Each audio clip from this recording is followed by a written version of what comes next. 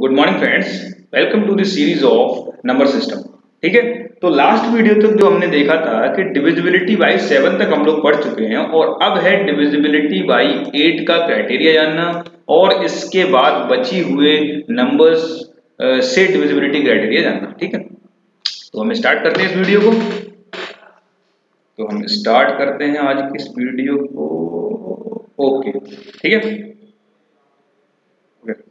हाँ, तो 8 से डिविजिबिलिटी का क्राइटेरिया क्या होगा? 8 से डिविजिबिलिटी का क्राइटेरिया क्या होगा? देखो, जिस तरह से मैंने 2 का देखा है, 2, 4, 8, 16 इनका कुछ ऐसा चलता जाता है। जैसे देखो, जैसे 2 का क्या होता था?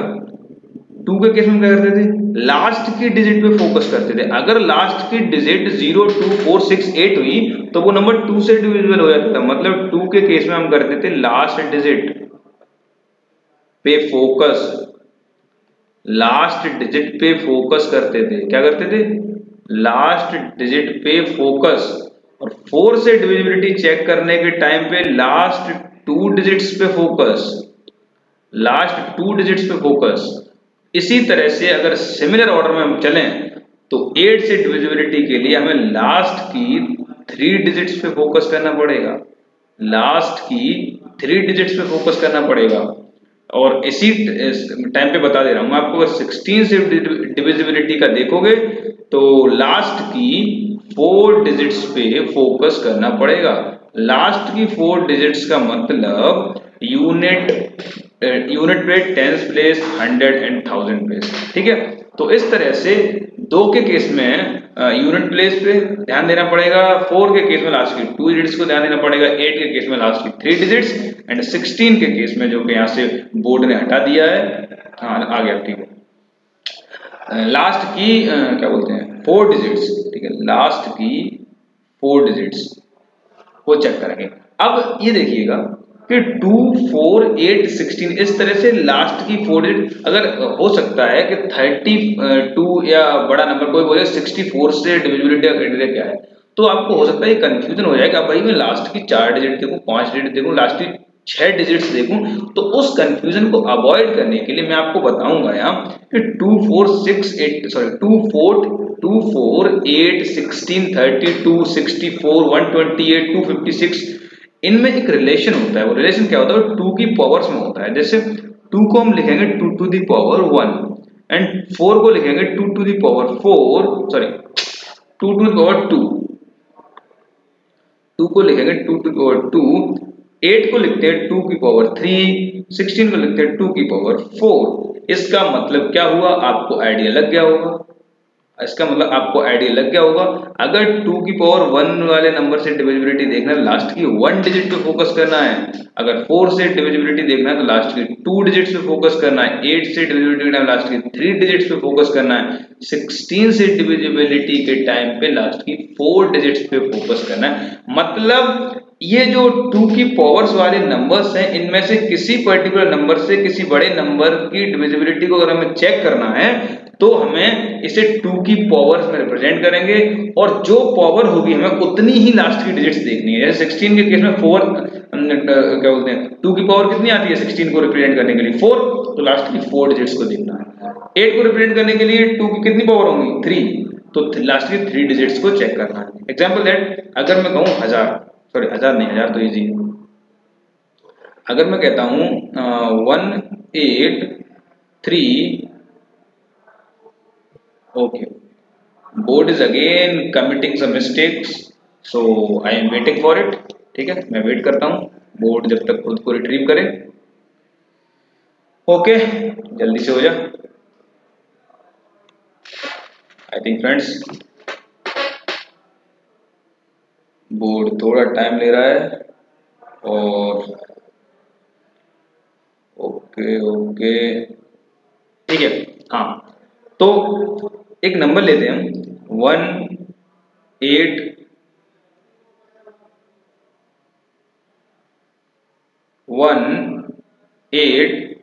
3, 2, 0, 0। ठीक है, चलो मैंने ये कह दिया। अब मुझे देखना है 8 से डिविजिबल है या नहीं। तो भाई लास्ट की 3 डिजिट्स हमारे फोकस में होनी चाहिए, जैसे कि हम रूल में बता चुका हूँ। ठीक है, रूल में हम लोग जान चुके हैं कि भाई 8 से डिविजिबिलिटी चेक करना, लास्ट की 3 डिजिट्स को देखो, ठीक। तो 200 है, अब लास्ट में 200, तो भाई 208 से डिविजिबल होगा कि नहीं, पता है ना आपको। ये देखो 200 देखने के लिए आ जाएगा ये 25 25 सेक्टर, ठीक है, 25 टाइम्स आएगा, ठीक है। तो 200 डिविजिबल बाई 8 हो गया। तो इस तरह से हम कह सकते हैं अगर 200 8 से डिवाइड हो गया तो पूरा नंबर 183200 ये भी 8 से डिविजिबल है, ठीक है। तो ये क्राइटेरिया आपको समझ में आ गया होगा। जब मैंने 8 को डिस्कस किया तब इसका जिक्र किया है। 2 4 8 16 32 64 मतलब 2 की पावर्स वाले जो नंबर्स है ना, उनकी डिविजिबिलिटी अगर देखनी है मैं, उनसे डिवाइड होने वाले नंबर्स के लिए जो मैं क्राइटेरिया चेक करना है, तो बस उन्हें 2 की पावर में रिप्रेजेंट किया और जितनी पावर आ रही है उतनी ही लास्ट की डिजिट्स को एनालाइज करना है। अगर यहाँ सपोज अगर मैं 16 की डिविजिबिलिटी चेक करता, अगर यहाँ पे मैं 16 से डिविजिबिलिटी चेक करता तो इस जगह पे मैं लास्ट की ये 4 डिजिट्स देखता, 3200, इसे 16 से देखो डिवाइड करके, तो 16 दूनी 32, 212, ठीक है। तो यानी पूरा नंबर ये 16 से भी डिविजिबल है और 8 से भी डिविजिबल है, ठीक। तो इसके बाद आई थिंक आपको क्लियर हुआ होगा ये। नेक्स्ट पे चलते हैं हम, डिविजिबल बाई 9, मतलब इस चीज को देखते हैं। 9 से डिविजिबिलिटी का क्या रूल है। आपने 3 से डिविजिबिलिटी का रूल देखा था ना। 3 से डिविजिबिलिटी का रूल क्या था कि नंबर की इंडिविजुअल डिजिट्स का सम करो, अगर वो डिजिट्स का सम 3 से डिविजिबल है तो पूरा नंबर 3 से डिविजिबल है। सिमिलर केस है 9 के लिए, सिमिलर वही कैलकुलेशन वही चीज है 9 के केस में। अगर उस नंबर्स की इंडिविजुअल डिजिट्स का सम 9 से डिवाइड हो गया तो नंबर पूरा 9 से डिवाइड हो जाएगा। जैसे मैं एग्जांपल लेता हूँ 1 2 3 4 5 6, ठीक है। ये कितना हुआ 1 2 3 3 6 4 10 एंड 15 15 21 21 एंड कितना हो गया कह सकते हैं 20, ठीक है। ये ले लिया मैंने, मतलब मैंने ट्राई किया है कि इसका सम जो है पूरा 9 से डिविजन वाला हो जाए। तो इसका सम करके देखो 1 2 3 ये हो गए 6 6 एंड 4 10 10 5 15 15 एंड 6 21 21 एंड 6 27। इसका इंडिविजुअल डिजिट का सम कितना होगा 27 और 27 9 से डिविजिबल है, ठीक है, 3 टाइम्स। तो कह सकते हैं पूरा नंबर ही 9 से डिविजिबल होगा। हाँ, अगर आप चाहें तो ये 27 आया ना, इसमें भी लगा लीजिए, दोबारा से वही क्राइटेरिया लगा लीजिए। तो 2 और 7 को इंडिविजुअल ऐड करोगे तो 9 आ जाएगा और 9 तो 9 से डिविजिबल होता ही है। तो हम कह सकते हैं अगर 9 से डिविजिबिलिटी या 3 से डिविजिबिलिटी चेक कर रहे हो, यहाँ डिजिट्स का सम करने की नीड है, तो आप जब तक लगे कि आपको सम है जो बड़ा दिख रहा है तो आप तब तक उसका सम का फिर से सम करते रहिए इंडिविजुअल डिजिट्स का, तो आंसर आ जाएगा। जैसे मैंने नंबर यहाँ का मेन, यहाँ का मतलब बड़ा नंबर क्या था, यहाँ का बड़ा नंबर था 1 2 3 4 5 6 6, मतलब ये काफी बड़ा था। तो डायरेक्ट में चेक करके हमने इनका सम किया और सम आया 27। वैसे हमें दिख रहा है 27 डायरेक्टली कि 9 से डिविजिबल है 3 टाइम्स। लेकिन अगर हमारा फिर से मन करना चाहेगा भाई 27 को भी हम इसी क्राइटेरिया से चेक करेंगे, तो भाई अब 27 के भी इंडिविजुअल डिजिट्स को ऐड करके देख लीजिए, वो भी 2 + 7 9 ही आता है और 9 भी 9 तो 9 से डिविजिबल है, ठीक है। तो ये होता है 9 से डिविजिबिलिटी का क्राइटेरिया। अब है divisibility divisible by 10 criteria. Divisible by 10 का क्राइटेरिया देखोगे तो इसका सिंपल सा एक ही क्राइटेरिया है कि नंबर की लास्ट डिजिट 0 होना चाहिए। Last digit of number should be 0। Last digit of number should be 0, ठीक है। लास्ट डिजिट 0 होगी, नंबर कोई सा हो, कैसा भी कितना बड़ा हो, 1 8 3 2 करते हैं ना कोई 10 से डिवाइड करने के टाइम में क्या करते हैं, आपने देखा होगा कि सिंपलीफाई करते हैं 0 से 0 क्यों कैंसिल कर देते हैं। 0 से 0 कैंसिल करने का मतलब ये हुआ कि वो नंबर, पर्टिकुलर नंबर जिसके लास्ट में एक 0 है, वो 10 से डिविजिबल है। या अदर वर्ड्स में हम ऐसा बोल सकते हैं कि वो जो नंबर जिसके लास्ट में एक 0 है, वो अपने आप में एक 10 नाम का फैक्टर रखे हुए है। और ये फैक्टर वाली बात हम अगली वीडियो में करेंगे, तब आपको समझ में आएगा, ठीक है। अदरवाइज आप ये समझ लीजिए अगर डिजिट पे यूनिट प्लेस पे अगर 0 है तो वो नंबर 10 से डिविजिबल है, ठीक है।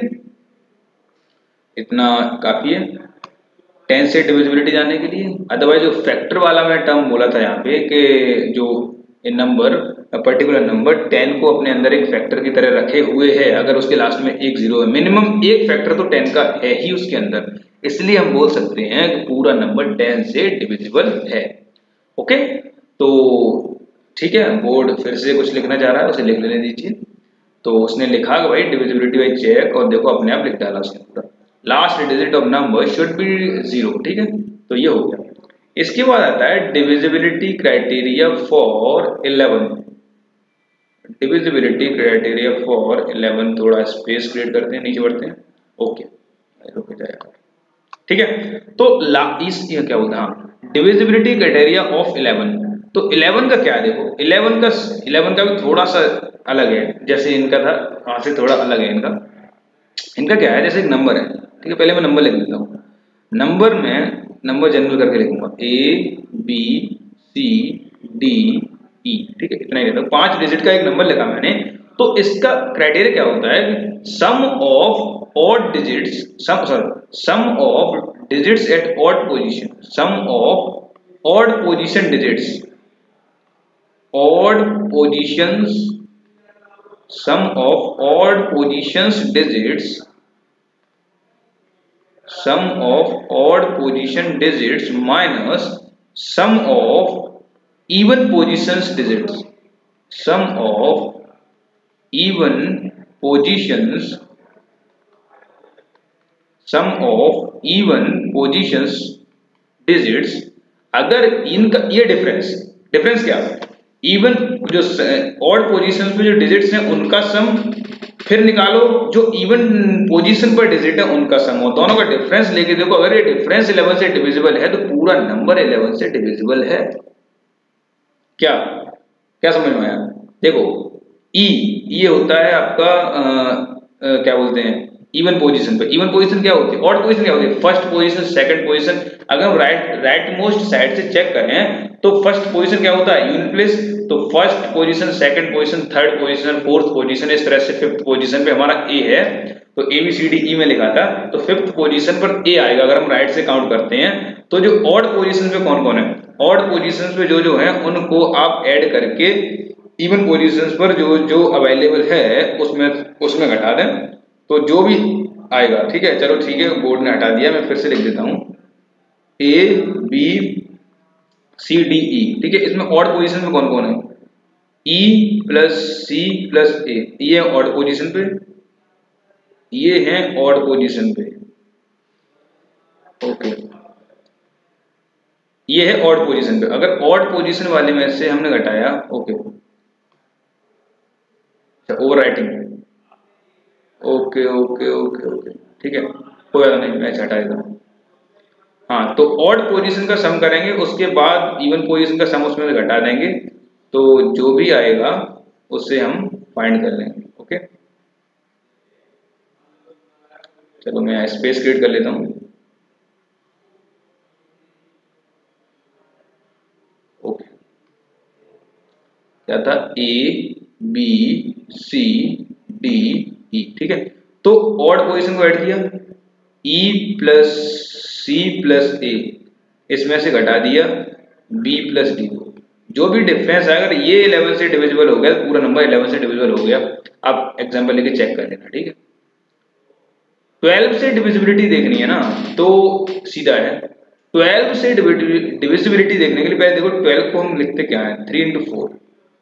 मतलब अगर किसी नंबर में एक 3 और एक 4 मिल गया एज अ फैक्टर के तौर पे, तो पूरा नंबर 12 से डिविजिबल हो जाएगा। इसका मतलब ये, जैसे हम 6 के लिए चेक कर रहे थे कि अगर कोई पर्टिकुलर नंबर 2 और 3 दोनों से डिविजिबल होगा तब वो 6 से डिविजिबल होगा, ऐसे ही 12 के केस में अगर नंबर इंडिविजुअली 3 और 4 दोनों से सेम टाइम पे डिविजिबल है तो वो पूरा नंबर 12 से डिविजिबल होगा।